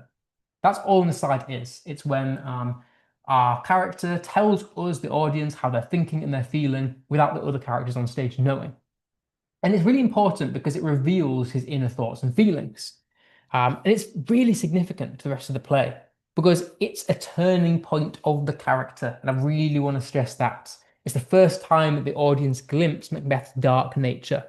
Up until this point, all we know about him is how valiant and glorious and wonderful he is from other characters. But now we're beginning to see he actually has quite a dark side. He's conflicted as a character. And so that builds dramatic irony. And by juxtaposing Duncan's praise that we saw earlier in the play. It's also structurally important to note here that Macbeth speaks in rhyming couplets, which he doesn't normally do for the rest of the play. Who else speaks in rhyming couplets? It's our witches. So that's a structurally important point to keep in mind. Why might it be important that our protagonist begins to mimic the witches? I'd keep that in mind. So, a couple of quotes that I want to go through then. Firstly, these are from Macbeth's aside. Stars, hide your fires. Let not light see my black and deep desires. Straight away, you can notice the rhyming, right? Fires and desires. That's extremely important because it begins to mimic the witches, who we know as being supernatural forces of fate, who are there to do evil, as per what James I believed. So let's start with stars, hide your fires. So talking about AO2, personification, linking to the stars. Macbeth speaks directly to the stars as if they can speak back and obey him. That's important, right? He wants to control nature. That's what he's trying to do here. He's trying to get the stars to shut off their light. It's becoming a metaphor. Because if you think about light is kind of metaphorical for exposing the truth. So what he's really trying to get to do here is the stars to stop shining brightly. The sun is our star. If the sun stopped shining, we'd have no light. That's what he's trying to do. He's saying, stars, stop shining because I want to do dark things without anybody seeing. And so he's appealing to the stars. It's personification because he's appealing to inanimate objects. He's telling them to hide their fires. He's called them your. He's hide your fires. But the stars aren't real. They're not alive. So that's why it's personification. And also, hiding isn't something stars can do. Again, they're not people. So there's some personification there. He wants to control things. And this highlights his hubris, so his tragic flaw of pride. Because the fires evoke connotations of this destiny, the hell-like sin. And so it's ironic because he's trying to deny fate, chasing power because they become a symbol for his fall into sin. So next, let not light see my black and deep desires. We've got this juxtaposing imagery, the light versus the darkness. the light and the blackness, two very opposite things. Like I said, light is sort of a metaphor for exposing truth. So he doesn't want the light, the truth, to see the dark things that he's planning to do. It's a recurring motif throughout the play, because light symbolizes innocence and order, whilst the darkness symbolizes ambition and his descent into tyranny. The juxtaposition here represents moral decay and disorder. It shows us that Macbeth is falling into this trap of violence and doing negative things. And the contrast shows his moral conflict. Like we said before, this scene is the very first time we see his moral conflict, and it's shown through this lovely juxtaposing metaphor. Specifically, the black and deep desire. I hope you've noticed we've got that alliterative D sound along with the B sound. It's important to note the plosive lexis used here, the consonants. We tend to use, like I say, those plosive sounds because they're hard hitting. They're supposed to convey something quite hard. So in this sense, it would be something sinister. So the B and the D and the P sounds, the bl, d, the E, all those like D, P, B sounds are hard hitting. They're supposed to emphasize his dark, sinister tone. Which again is an extra layer to convey to us his moral conflict, how dark he's becoming. Also, I guess, foreshadowing violence, because if you use quite harsh tones, it tends to become with like, imagine if I'm like, it's violent imagery. And then finally, a euphemism. And again, we don't often see this in English, but it's a good example of it. So euphemism is where it's a nicer way of saying something. So for example, I could say he passed away instead of he died. It's a bit of a softer way of saying he died. And we tend to use euphemisms for multiple reasons. You know, if you want to sort of like spare someone's feelings, could be a good reason to use a euphemism. If you want to hide something from somebody. And in this case, it's hiding. So Macbeth says desires. But what he really means is, I want to kill Duncan. Like, he says desire, but what he really means is murder. So that's why it's a euphemism, because he's trying to downplay the severity of what he wants to do. Therefore, introducing the theme of appearance versus reality. He's downplaying his real intent, which is regicide, to kill the king. Therefore, emphasizing that moral conflict, that internal struggle. Possibly even suggesting that Macbeth is not even comfortable with his own thoughts. That reveals that, well, I guess this is important actually. It reveals that he's not yet fully corrupted. I want to stress that right here. He's not a villain yet, but he is certainly going down that path to become a villain. The fact that he can recognize that these are bad things shows us that he's not yet villainous, but he will be. So therefore, it creates tension because it leaves him a sort of ambiguous character. As an audience, we're thinking, oh, is he actually going to murder the king? So we don't know at this point. And so it creates intrigue and interest. And then linking it to context for your AO3, stars hide your fires. We can link this to the fate versus free will kind of debate. Is it fate's fault? Is it the witch's fault? Or is it because as humans we're naturally flawed? So even though the witches planted the idea of kingship, Macbeth is the one who chooses to pursue it. I would really want to stress this again, and I keep stressing it every week because it's so important. The witches never tell him to do anything. They never tell him to kill, ever. He chooses to do it. So it kind of creates this debate of, is it the witch's fault for putting it in his head in the first place, or is it his fault for making that choice? So that shows free will. It establishes questions as to whether humans are responsible for their own actions, which would scare a Jacobean audience of the time. We're also beginning to see our tragic hero as Hamartia, which will lead to his fall from grace. He knows his desires are wrong, but chooses to resist it. Choice being the key word. Let not light see my black and deep desires. Linking to this idea of the great chain. We keep speaking of this great chain, that at the time God has a hierarchy of beings, and if you were to try and transcend your place, it would lead to chaos in the natural world. And we do see this later down the line in the play. So this is a good example of linking to the great chain because Macbeth is trying to transcend his place. he's trying to become king when he's not destined to become king, is what I'm saying. And so he's trying to overstep his boundary, therefore foreshadowing chaos to come. The idea of the desire we can link it to the Holinshed Chronicles. So the Holinshed Chronicles, if you haven't been here for my other sessions, are the original source material for Macbeth, which Shakespeare changes to emphasize the moral message of the play.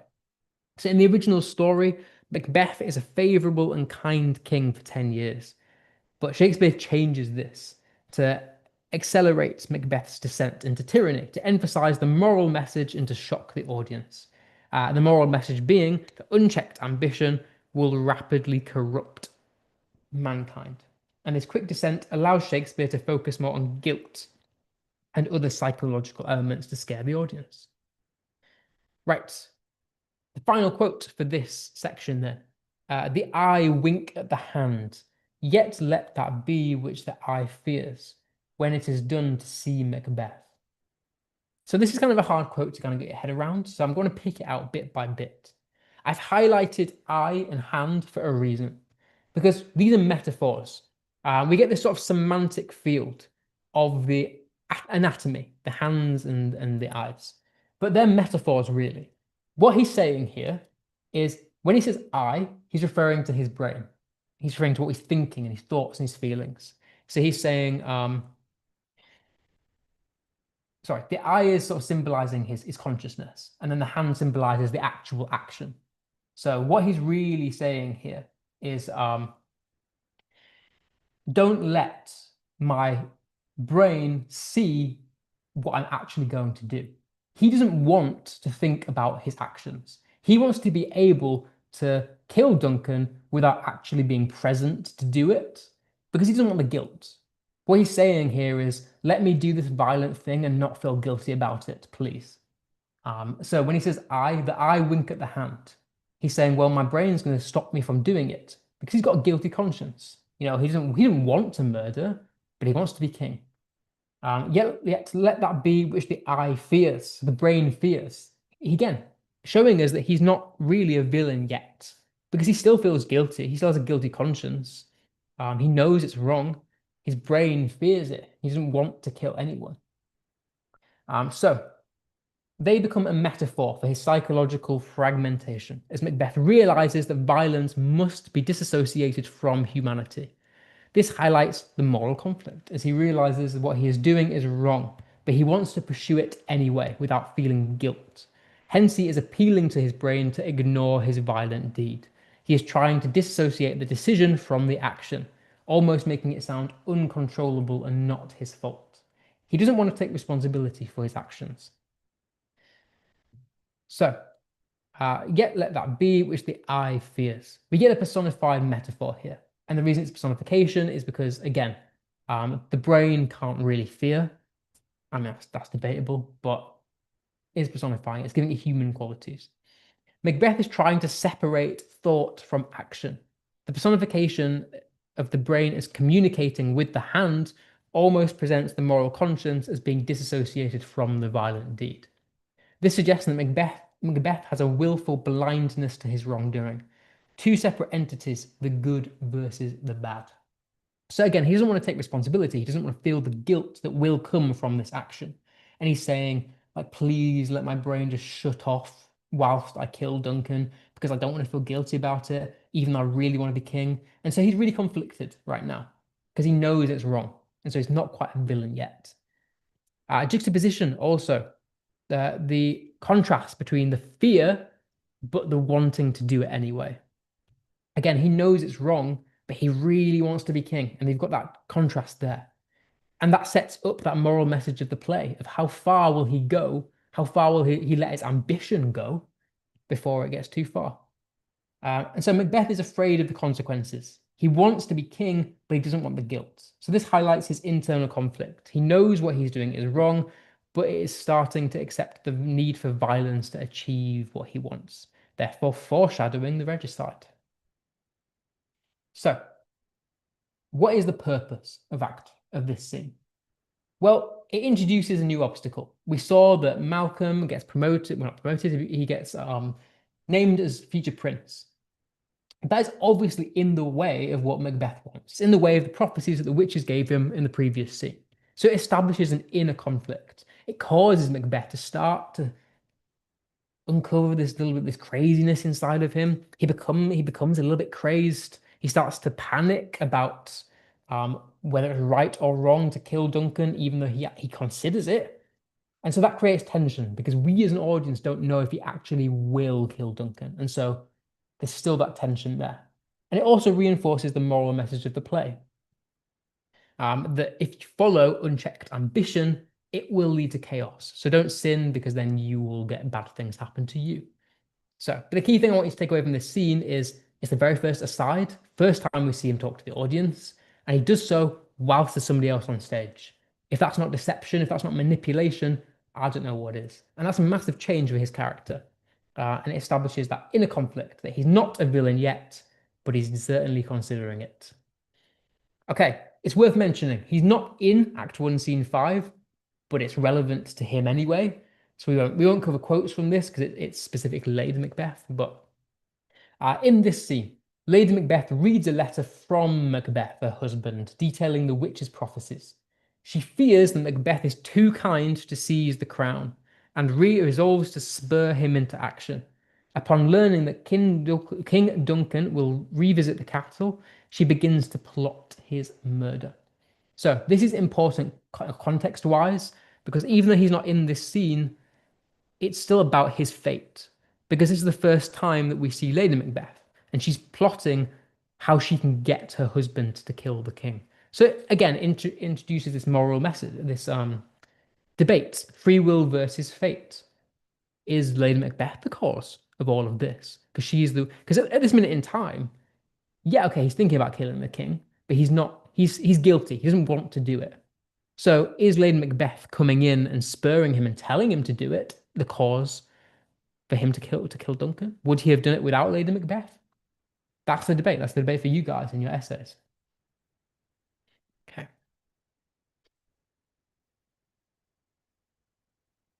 Right, let me look at a few questions and then we'll do this scene.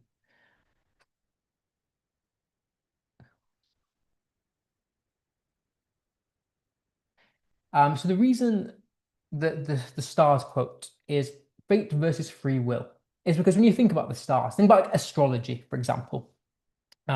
People believe that the stars hold a lot of weight, that the stars influence lives. So the fact that he's appealing to those stars, again, kind of reinforces this idea of fate versus free will, because he's saying that he's rejecting fate. He's rejecting the influence of the stars, which at this minute symbolize the exposure of truth. And he doesn't want truth. He wants to hide away from his actions and not face the consequences, but do it anyway. So he's rejecting this idea of fate. Also linking it to the witches. The witches were very much thought at that time, contextually, to use the stars and be influenced by the stars for their magical powers. So it's kind of linking back to the witches also. That's why it's fate versus free will. Because he's making a conscious decision to reject fate. He's saying, I don't want the stars' influence. I want the choice of whether to kill Duncan or not. I want to do it, but I don't want the consequences of the guilt. Okay, right. So Act 1, Scene 7 is the final scene of Act 1. And it's vital to our character understanding of Macbeth, because Macbeth begins to contemplate the consequences of murdering Duncan. In Scene 4, he gets the first idea, but he's guilty, you just saw. He doesn't want to do it. Whereas in this scene, he actively considers the consequences of doing it, recognizing the moral and political ramifications, the consequences. And Lady Macbeth challenges his masculinity, convincing him to follow through with the assassination. This is the first time that we then get the influence of a second character on Macbeth. So looking at the structure, we're definitely in the rising action now. We've had the inciting incident, we've had Malcolm becoming prince, we've had the witch's prophecies. We're now in the rising action. We're building towards the conflict. So, why is the structure of this scene important? Well, Act 1, Scene 4 was Macbeth's first aside. This scene is Macbeth's first soliloquy. And the difference between an aside and a soliloquy is an aside is where there's other characters on stage. So in Scene 4, Duncan was stood next to Macbeth, whilst Macbeth spoke directly to the audience. Whereas the soliloquy is when no one else is on stage and Macbeth is simply reeling off how he's thinking and he's feeling. So slight differences. It gives the audience direct insight into his conscience, fear, and ambition. And this establishes a dramatic contrast between his private thoughts and the influence of Lady Macbeth. It is, again, a turning point for the character. He's constantly changing. He rationally talks himself out of the murder, but then Lady Macbeth convinces him to do it anyway, and this builds tension and mystery. Lady Macbeth tries to manipulate him through demeaning his masculinity, and this marks Macbeth's loss of moral control and autonomy. So that's why it's a key moment for him as a character. Because think about Act 2. We got introduced to him through words like valiant, hero, war, violence. He was very much talked about linking to violence. Whereas right now, that is very much played the opposite. He's actually demeaned by a woman who, obviously, at that time, that was not the done thing. Women were traditionally, at that time, considered to be subservient and obedient, and whereas very much the opposite happens here. Lady Macbeth overcomes his masculinity, and so we get a very dramatic shift from the valiant warrior hero that we saw 5 scenes earlier. So, like always, if you want to take these key quotes, I'll give you 30 seconds or so. They're useful. The ones marked LM are Lady Macbeth, but they're very much applicable to the character of Macbeth. But yep, take them if you need.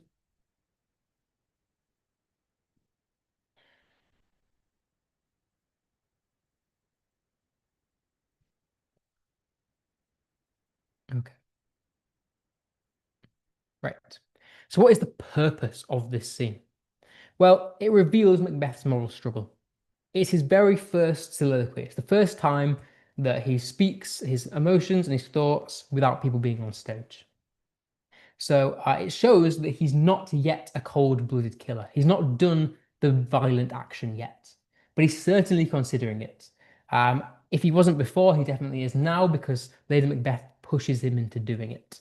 He is torn between morality and ambition, and it presents Macbeth as not totally responsible. He is deciding not to kill Duncan until Lady Macbeth dominates him into doing so. Therefore, highlights key themes of ambition, gender, moral corruption, and building dramatic tension. This scene is the final psychological tipping point. It is the moment where Macbeth decides to kill. So it's important because, again, it's the debate of was it completely his fault or was he influenced by other characters? So I have no spur to prick the sides of my intent, but only vaulting ambition which overleaps itself and falls onto the other. So what he's really saying here is he has no reason, no spur. That's what the spur means. I have no reason to kill Duncan, to spur the size of my intent. I have no reason for it. Only my ambition. So what he's saying is there's no reason. He doesn't want to kill Duncan, but he wants to be king. So his vaulting ambition, the desire to be king, which overleaps itself and falls onto the other. So there's some lovely language things to pick out from this. Firstly, we get a lovely extended metaphor of riding a horse. So the just prick the sides of my intent.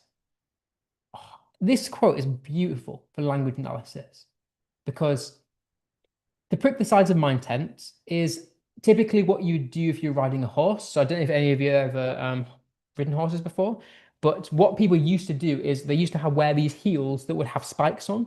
And to get the horse to go forward, they would prick it with the spikes on their feet. So what Shakespeare's referring to here is pricking the horse, making it go. He's saying, I have no reason to go and do this action to make myself kill Duncan. But the vaulting ambition is overleaping itself. So firstly, we've got the sides of my intent, the pricking of the horse, the metaphor there. But then we also get the vaulting ambition.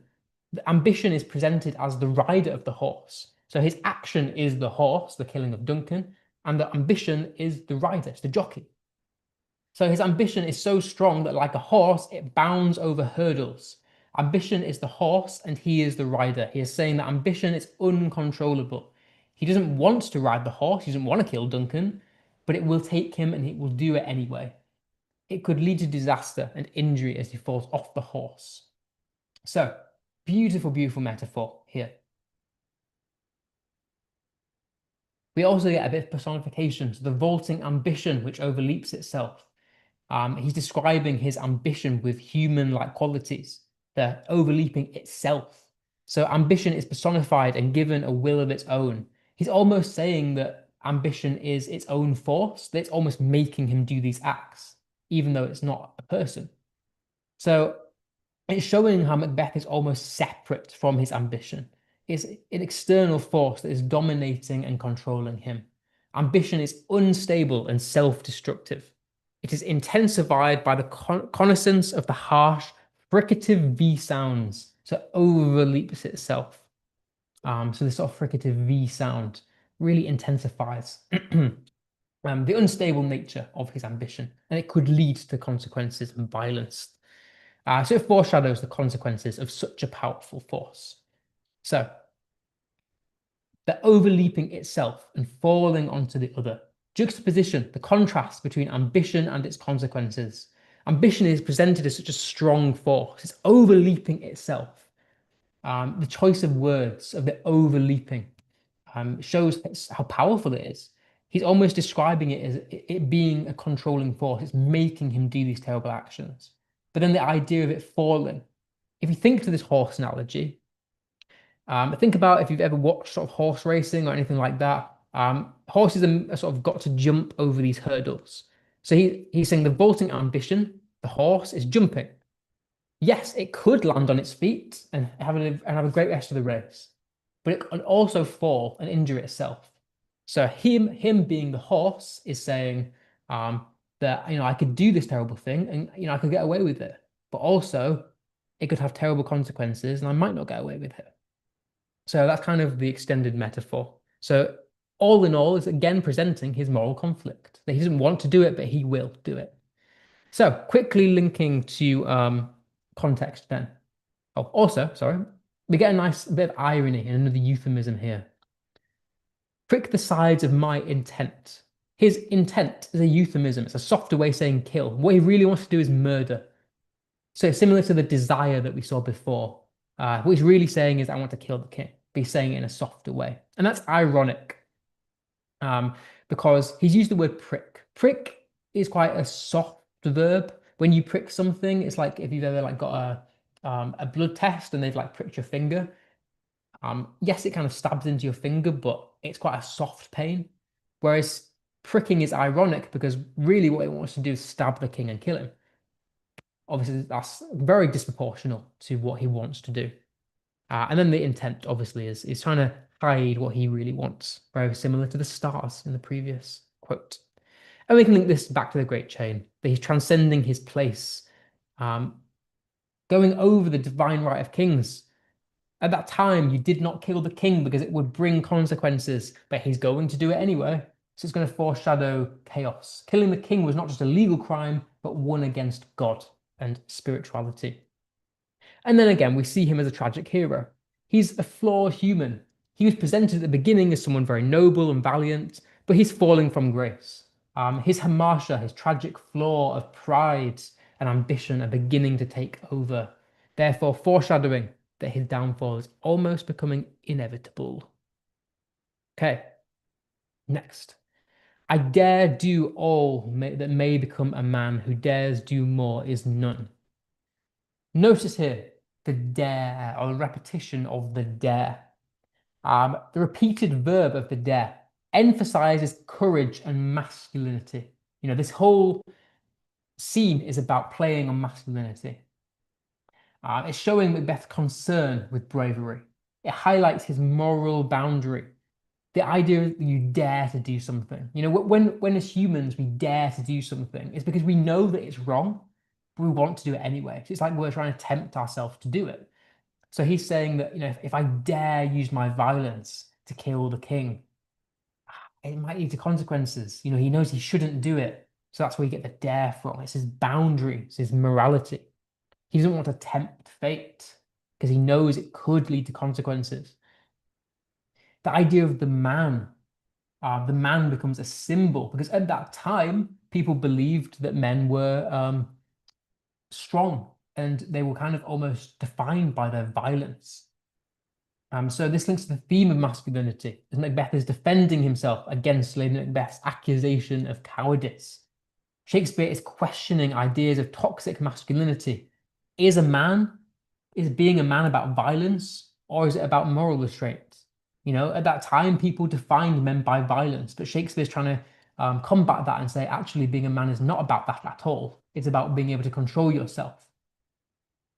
So manlyhood symbolizes nobility and honor, argues who anyone who attempts to go beyond this becomes inhuman and monstrous. Unfortunately, this binary thinking heightens the tragedy of the play, as soon he will abandon his morals to kill Duncan. Okay, and finally we get this juxtaposition, the contrast between what is honorable and what is inhumane. So Macbeth argues that going beyond violence, going beyond using violence and just war is a bad thing. So Macbeth argues that going beyond what's honorable is what actually strips him as a man. So at that time, like I said, people defined men by violence. But Shakespeare is saying that actually, if you use violence for bad reasons, then that's a very inhumane thing to do. So we get this sort of the declarative tone. We say the adverb none. Who dares do more is none. Basically, what he's saying is, I dare do all that may become a man. Like I'm happy to use my violence in war because that's what I'm conscripted to do by the king. But if I dare use my violence to transcend my place and do something that I'm not asked to do, then I'm not a man at all because I'm going against my moral judgment. And then we can link that to some context. Again, going against the Great Chain, seeing him as a tragic hero because now we get his fatal flaws of pride coming through, and then gender. The one I want to focus on very quickly is the gender. So masculinity was associated at that time with courage, strength, and honor. And Lady Macbeth tries to twist ideas of masculinity to justify violence. She mocks him as a coward. Macbeth responds here by redefining masculinity, saying that real manhood is about restraint and honor, not violence. So this presents Lady Macbeth as a femme fatale, as she acts as a manipulative, morally corrupting influence. And we can look and see him as a tragic hero. That he started as a man of honor, but now is torn down by his fatal flaws and is actually being led towards violence and killing the king. So this quote shows he's still making choices, arguing against murder. Again, he's not fully decided to do the murder yet. So he's not a full villain. So that emphasizes free will. However, the tension between what he knows is right and what he wants reflects the internal conflict that will ultimately lead to his downfall. It reinforces questions of whether we can avoid fate and whether Macbeth can actually have free will when surrendering to his ambition. Okay. And then again, the great chain of being, transcending one's place and therefore leading to chaos. So, the very final thing that I want to go over then before we're done, and I thought this would take longer, is notice the difference between Macbeth at the start of the scene and the end. He begins the scene by saying, "We will proceed no further in this business." What he's saying is, "I'm not killing the king." He decides against it, even though in scene 4 he considers it. By act 1, scene 7, he's decided not to do it. He says, I'm not going to proceed in this business." He tells his wife, Lady Macbeth, that we're not going to kill the king. It's wrong. But then by the end of the scene, he says, "I am settled and bend up, each corporal agent to its terrible feet." Basically saying, "You've convinced me to kill the king. Let's do it." So there's a massive shift in character between how he starts and ends. Because at the beginning, he doesn't want to do it. But then by the end of the scene, he's very much on board with killing the king. So he gives in to Lady Macbeth's mockery of him. And I've not done any specific analysis of Lady Macbeth's quotes. We'll do them more towards when we actually study Lady Macbeth. But let's just have a very quick look at some before we end. So in this scene, she actively mocks his masculinity in order to sort of manipulate him into doing these terrible things, to killing the king. Just screw your courage to the sticking place and will not fail. Basically saying, stand up for yourself. Believe that being a man, like, are you a man or are you not? Because you should be able to follow through this violence, otherwise you're not a man. Um, was This is a lovely quote. Was the hope drunk wherein you dress yourself? What she's saying is in scene 4, when he sent her the letter about the witch's prophecies, it seemed like he was very much on board with killing the king. Whereas now he's telling her that he doesn't want to kill the king. So she's saying, Were you drunk when you told me that you wanted to kill the king? Were you lying? Did you actually want to kill the king?" So that's all it means. When you dressed yourself, is she saying, like, when you thought about it, when you got the prophecies, you said you wanted to kill the king, and now you don't want to kill the king? Were you drunk when you told me this? So that's a lovely bit, a lovely quote. And we can pick out the language of that close to time when we do Lady Macbeth. Um, and then finally, I do fear thy nature, it is too full of the milk of human kindness. Now that's one you've probably heard of before. So what she's saying there is um, that he's too kind. She thinks that he should be filled more with ambition. Linking back to the four humors is that he's too full of blood and kindness in order to do the act that he needs to do. And she again, it's a manipulation tactic in order to force him to kill the king. Right. So what I'm going to leave you with is again some more optional homework. You don't have to do it, but I think it would help. If you want, we've now covered all of Act One. So I want you to go away and think about how does Shakespeare present specifically morality in Act One? Because we've just seen two great scenes where morality comes into it. Um, he doesn't want to kill the king, but he really wants to be king. And so we see this moral conflict play out. So how is language and structure used to present morality? And then have a bit of a think for next week because we're going to speed run over Act Two. Uh, have you got any key quotes that you know? Because we've got some key bits coming up. We've got the dagger speech. Um, we've got the killing of the guards, the killing of Duncan, all coming up in the next act. But other than that, if you've got any questions in the chat, I will stay around for a few minutes. Other than that, have a nice week and you're free to go. But I will stay around for anything. And again, if you want to send me anything that isn't related to this, feel free. Like I am very much happy to mark any English related thing, even if it's a different topic. I'm here to help, so please do. Otherwise, have a nice week. So, what do you think about pre-planning the creative writing question on English language paper one? Is it just fit into the same theme? Then would it work? I'm thinking how to word this because you get time in the exam to plan for that kind of question. How you use that time is kind of up to you. I think it's worth planning personally, but not spending more than 5 minutes onto it. And I think you'll find next week's 6 p.m. session, what I've got planned, quite helpful because I'm thinking of looking in how to plan structure. So I think you'll find it quite helpful then. So maybe come back with this question next week. But yeah, I think it's worth planning for the creative question. Good. And as well, I think if you're talking about pre-planning, so you're talking about like even before the exam, I think it's worth it. I think going in with because obviously you don't know what the question is going to be. Let's face it. Like you can't think ahead of time, but I think having some phrases all ready to go is quite useful. So maybe coming up with some metaphors, similes, personification, all that stuff before you go in, I think is worth doing because it's not cheating. At the end of the day, it's the equivalent of revision. Um, so yeah, I certainly would pre-plan if I were you. Let me think. Anything else? The annoying thing is the question is changing for you guys. I had a good resource for this, but it's no longer applicable to you guys because the question is changing. But yeah, I would recommend pre-planning.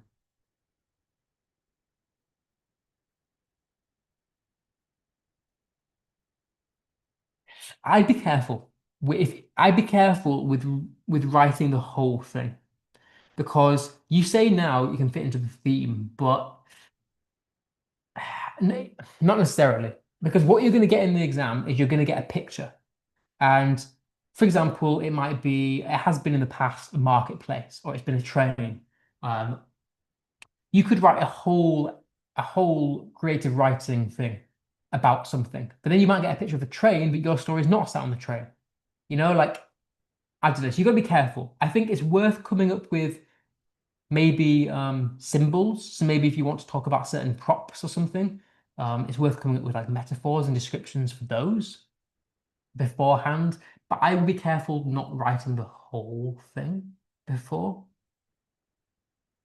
Would the examiners be able to tell? I don't know if they'd be able to tell necessarily. I just don't know if I would recommend it. I think there's a certain element that would be lost by not doing it on the day, if that makes sense. I think the whole point of the creative writing question is that you're able to use your imagination. So I think by almost over planning it, it would lose something from it. I wouldn't want to risk you losing marks if they could tell. But again, it's not against rules. It's the same as revising for a science. You've just it's like, obviously in a science exam, you're going to do better than someone who's revised less than you. That's not cheating. It's just you put in more effort. It's the same with this. If you want to go ahead and plan in some metaphors and structural points, it's not cheating. It's revision. You just put more effort in than someone else, and that's good on you.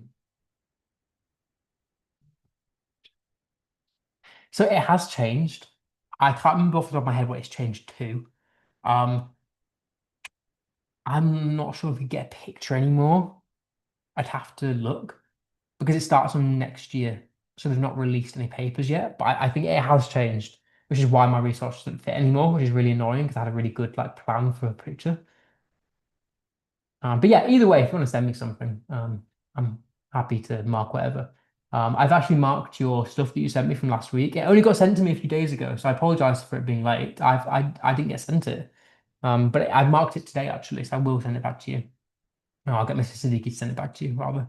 But yeah, if there's any more questions, I'll stick around for another minute. But otherwise, have a nice evening, have a nice week, everyone.